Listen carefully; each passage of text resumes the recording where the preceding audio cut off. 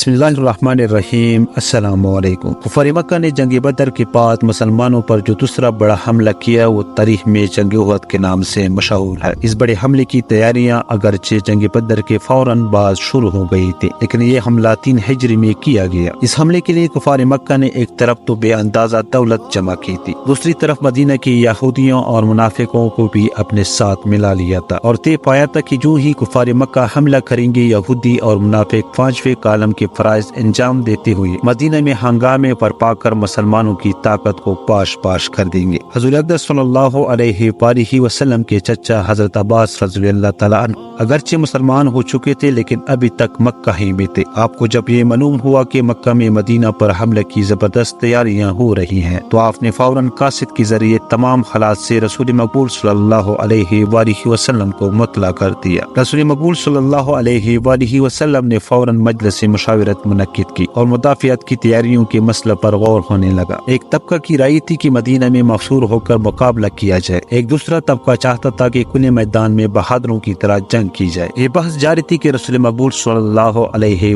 वसल्लम घर में गए और जरा पहन कर बाहर तशरीफ ले आए, जिसका मतलब साफ था कि मुसलमानों को खुला मैदान जंग में जाकर मुकाबला करना चाहिए। मजलिस मुशावरत खत्म भी नहीं होने पाई थी कि इत्तला मिली कुफार मक्का का लश्कर मदीना के करीब आ गया है और मदीना की चरागाहों को उसने बर्बाद करना शुरू कर दिया है। कुफार मक्का इस मर्तबा बहुत बड़ी तैयारियों के साथ आए थे। 3-4 हजार सिपाहियों और बेअंदाजा सामान जंग के अलावा उनके हमरा जादू बयान शायर भी थे, जो अपनी पुरजोश नज़्मों से सिपाहियों में जोश पैदा कर रहे थे। उसके अलावा औरतें जोश और गैरत दिलाने के लिए कुफार के साथ थी। कुफार मक्का ने आने के साथ ही मदीना के करीब उहद की पहाड़ी को अपना फौजी कैंप करार दे दिया, ताकि पहाड़ी पर महफूज रहकर आसानी के साथ मुसलमानों का मुकाबला किया जा सके। मुसलमान मदीना के पास न तो कोई सिपाही थे और न सामान जंग, उसके अलावा उन्हें अचानक इस जंग के लिए तैयारी करनी पड़ी थी, लेकिन फिर भी उनके हौसले निहायत बुलंद थे। दुश्मन अगरचे उनके घर में घुस आया था, मगर मुजाहिदीन का तो जिक्र ही क्या है। मदीना के आम बाशिंदों में भी किसी किस्म की घबराहट नहीं थी। रसूल मकबूल सल्लल्लाहु अलैहि वसल्लम बड़े इत्मीनान के साथ मदीना में अपनी फौजियों को तरतीब दे रहे थे। मुख्तसर ये कि आप 1000 आदमियों को साथ लेकर कुफार मक्का के मुकाबले के लिए रवाना हो गए। अब्दुल्ला बिन आबी मुनाफिक कुफार से मिला हुआ था, वो भी 300 की जमीयत लिए हुए लश्कर इस्लाम के साथ था, लेकिन अब्दुल्ला बिन आबी ने ये चाल चलाई कि हज़रत अक़दस सल्लल्लाहु अलैहि वसल्लम ने मेरी राय को मंजूर नहीं किया, इसलिए मैं इस जंग में हिस्सा नहीं ले सकता। असल में उसका मंशा ये था कि लश्कर इस्लाम में बदवली फायदा करे। वह उसके चले जाने के बाद लश्कर इस्लाम की कुल 700 मुजाहिदीन रह गए थे, लेकिन उनके हौसले बदस्तूर बुलंद थे। उन 700 मुजाहिदीन में से भी ऐसे तमाम कम उम्र लड़कों को घरों को वापस कर दिया गया था, जो मौसे जोश इस्लामी की बिना पर मुजाहिदीन में शामिल हो गए थे। गरजी के मुजाहिदीन की ये मुख्तसर सी फौज कुफार की अजीम शान लश्कर के मुकाबले में जाकर डट गई। चूंकि फौज की जानिब से ये अंदेशा था कि कुफार हमला न कर दे, इसलिए 50 तीरंदाज को अहद की फौज की जानिब मुतय्यन कर दिए गए और उनको हुक्म दे दिया गया था कि ख्वाह लड़ाई में फतह ही क्यों न हो जाए, लेकिन वो अपनी जगह से न हिले। लड़ाई शुरू होने से कबल फरीकीन की फौजें एक दूसरे के सामने अरा हो गई। कुफार मक्का की औरतें अपने फौजियों में हौसला पैदा करने के लिए निहायत ही मौसर अंदाज में अशार पढ़ रही थी और मुब्तलीन बदर की मजलूमियत पर नौहानी करके फौजियों में जोश बढ़ा रही थी। अरब की दस्तूर के मुताबिक पहले तो इनफिरादी जंग शुरू हुई, यानी जानबी के लश्करों से एक एक शख्स आता था और मुकाबला होता था। इस इनफिरादी जंग में हजरत अली करमुल्लाह वजहु और हजरत हमजा रज़ियल्लाहु तआला अन्हु के मुकाबला पर जो भी आया वो मौत की काट उतार दिया गया। इनफिरादी जंग के बाद आम लड़ाई शुरू हो गई। फरीकीन पूरी ताकत के साथ एक दूसरे पर टूट पड़े। हजरत हमजा रज़ियल्लाहु तआला अन्हु और हजरत अली रज़ियल्लाहु तआला अन्हु ने कुफार की फौज की कल्ब में घुसकर एक तलहा बर्पा कर दिया। ये मर्दानी साहब जिधर भी बढ़ते थे सफ़े की सफ़े साफ करते चले जाते थे। यही आलम दूसरे मुजाहिदीन इस्लाम का था। कुफार भी बड़ी पमर्दी से मुकाबला कर रहे थे। जंग पूरी जोर व शोर के साथ जारी थी। एक हबशी ने छोटा सा नेज़ा, जिसे हरबा कहते हैं, हजरत हमजा रज़ियल्लाहु तआला अन्हु को इस तरह ताक कर मारा कि आप शहीद हो गए। आपकी शहादत के बाद मुसलमानों का जोश और भी ज्यादा बढ़ गया और मुसलमानों ने पूरी ताकत के साथ कुफार पर हमला किया। उनके पांव उकड़ गए और ख़वातीन कुरैश जो अशार गा गा कर फौजों को उलझा रही थी और उस भाग दौड़ में अपने ही सिपाहियों के पैरों तले पूरी तरह कचली गई और मुसलमानों को पूरी तरह कुफार पर गलबा हासिल हो गया। मुसलमानों ने जब देखा कुफार शिकस्त खा चुके हैं, उनसे ये गलती हुई कि वो बज़्द आज़माई छोड़कर माली गनीमत غنیمت میں لگ گئے، یہاں تک کہ وہ تیرانداز بھی جو کہ احد کی پشت پر حفاظت کے لیے متعین کیے گئے تھے اپنا مورچہ چھوڑ کر مال غنیمت کی جانب متوجہ ہو گئے۔ عبداللہ بن جبیر نے ان کو رکنا چاہا مگر نہ رکے۔ ان تیراندازوں کو مورچے سے ہٹنا تھا کہ کفار مکہ کو مجاہدین اسلام پر حملہ کرنے کا بہترین موقع ہاتھ آ گیا۔ چنانچہ مشہور عربی سردار خالد بن ولید نے جو کفار کی جانب سے لڑ رہے تھے پوری طاقت کے ساتھ عقب سے حملہ کر دیا۔ عقب سے حملہ ہونا تھا کہ جنگ کا روح بدلنے لگا، یعنی وہی مسلمان جن کو 100% فتح حاصل ہو چکی تھی، لیکن عبداللہ بن جبیر نے چاہا کہ کفار کی اس حملوں کو کسی طرح روک دے، لیکن انہیں کامیابی نہ ہوئی اور وہ اس کوشش میں شہید ہو گئے۔ حضرت معصب بن عمیر جو رسول اکرم صلی اللہ علیہ وآلہ وسلم کے ہم شکل تھے، جب لڑتے لڑتے شہید ہو گئے تو کفار یہ سمجھے کہ انہوں نے حضور اقدس صلی اللہ علیہ وآلہ وسلم کو جام شہادت پلا دیا ہے۔ چنانچہ اپنے قوم نے ایک بلند مقام پر چڑھ کر حضور اقدس صلی اللہ علیہ وآلہ وسلم کی شہادت کا اعلان بھی کر دیا، جس سے کفار کے دل بڑھ گئے اور مسلمانوں میں بری طرح گھبراہٹ پیدا ہو گئی۔ حضور اقدس صلی اللہ علیہ وآلہ وسلم کی شہادت کا اعلان مجاہدین اسلام کے لیے بہت بڑی بات تھی۔ چنانچہ اس افواہ کی وجہ سے بڑے بڑے اور بہادر مسلمان کی بھی پاؤں اکڑ گئے۔ ادھر رسول اکرم صلی اللہ علیہ وآلہ وسلم کی حالت یہ تھی کہ وہ دشمنوں میں چاروں طرف گھرے ہوئے تھے اور تن تنہا مخالفین کی پورے لشکر کا مقابلہ کر رہے تھے۔ آپ نے مڑ کر دیکھا تو صرف 10-12 جانصار آپ کی قریب ہی بزد ازمائی میں ہمتن مصروف تھے۔ ان میں سے کعب بن مالک کی نظر جب رسول اکرم صلی اللہ علیہ وآلہ وسلم پر پڑی تو انہوں نے چلا کر کہا، مسلمانوں گھبراؤ نہیں، رسول اکرم صلی اللہ علیہ وآلہ وسلم یہاں موجود ہیں۔ یہ سنتے ہی مسلمانوں کی مردہ دلوں میں پھر نئی سرے سے زندگی پیدا ہو گئی، لیکن ساتھ ہی کفار بھی بری طرح سے رسول اکرم صلی اللہ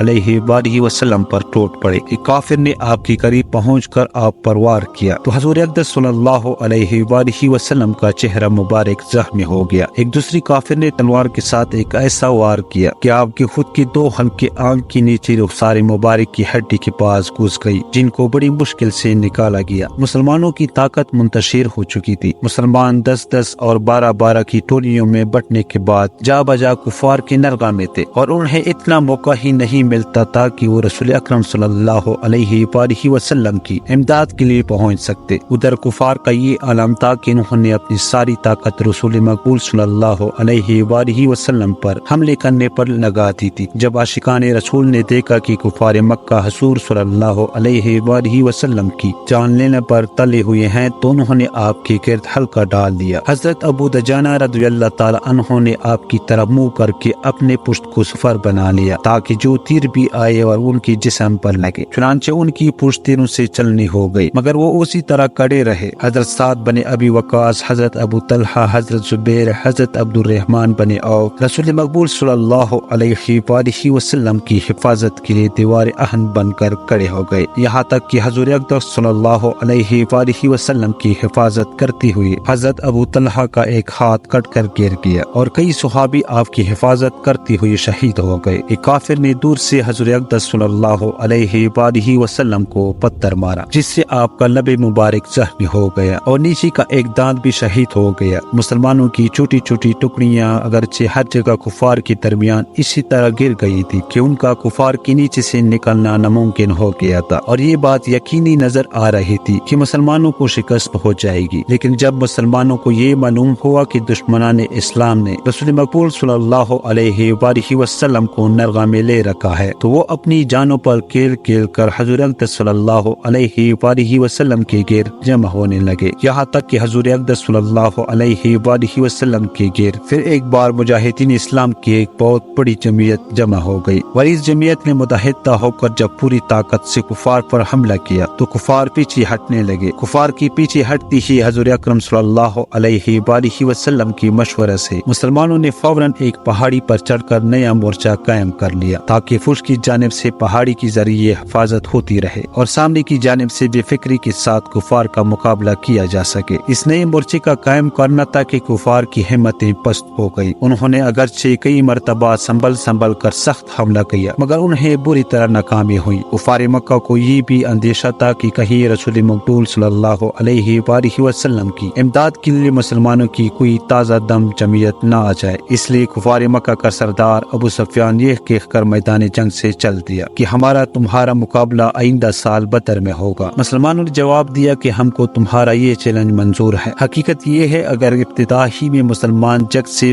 پیٹ پیٹ کر مال غنیمت میں نہ لگ گئے ہوتے تو وہ کفار پر فتح یاب ہو ہی چکے تھے، لیکن مسلمانوں کی ذرا سی غلطی نے ان کی فتح کو شکست میں تبدیل کر دیا، اور نوبت یہاں تک پہنچ گئی کہ رسول اکرم صلی اللہ علیہ وآلہ وسلم بھی اس جنگ میں بری طرح زخمی ہو گئے اور بے شمار مہاجرین اور انصار مارے گئے، لیکن یہ تائید غیبی تھی کہ مسلمان شکست کے ذات سے بچ گئے۔ گویا جنگ آخر میں کفار کے حق میں ہو گئی تھی، لیکن پھر بھی انہیں بے اندازہ نقصان اٹھانا پڑا۔ ان کے 20-22 کے قریب سردار اس جنگ میں کام آ گئے۔ کفار مکہ کو بڑی ندامت تھی کہ مکہ والوں کو کیا منہ دکھائیں گے، جبکہ وہ اپنی بہترین سرداروں کو کٹوا کر جا رہے تھے اور انہیں ایک مسلمان کو بھی قیدی بنا کر لے جانے کا موقع ہاتھ نہیں آ سکا۔ ناظرین، اس امید کے ساتھ اجازت دیجیے، ملتے ہیں بہت جلد ایک نئی تاریخی، تحقیقی اور معلوماتی ویڈیو کے ساتھ۔ اللہ نگہبان۔